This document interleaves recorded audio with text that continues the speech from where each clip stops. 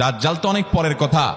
কোথাকার কোন আল্লাহর প্রতি অবিশ্বাসী মুশরিক বা কাফের খেলোয়াড় একটু পায়ের ভিলকি দেখায়, লক্ষ লক্ষ কোটি কোটি মানুষ হুমড়ি খেয়ে তার ভক্ত হয়ে ইমানি চেতনা, আমলি চেতনা, তাকওয়া, তহারাত সব খুঁয়ে বসে থাকে। আর সেখানে দাজ্জালের মতো এরকম মিরাকল, সব মিরাকল তার হাতে থাকবে।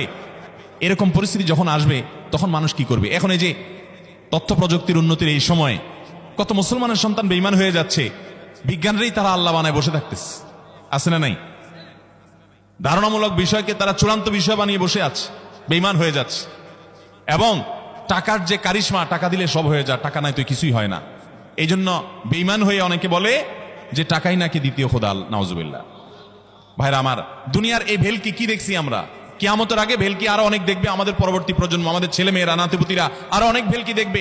এমন ভেলকি দেখবে যে তাদের আল্লাহর প্রতি ঈমান আনা, আখিরাতের প্রতি বিশ্বাস করাটা কঠিন থেকে কঠিন হয়ে যাবে।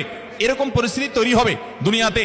তথ্য প্রযুক্তির উন্নতির নাম দিয়ে, এটার নাম দিয়ে, সেটার নাম দিয়ে মানুষের জীবনযাত্রা সহজ হবে, কিন্তু এর মাধ্যমে মানুষের ঈমান দুর্বল হওয়ার অনেক সম্ভাবনা, শঙ্কা তৈরি হবে এবং শয়তান সেগুলো সৃষ্টি করবে।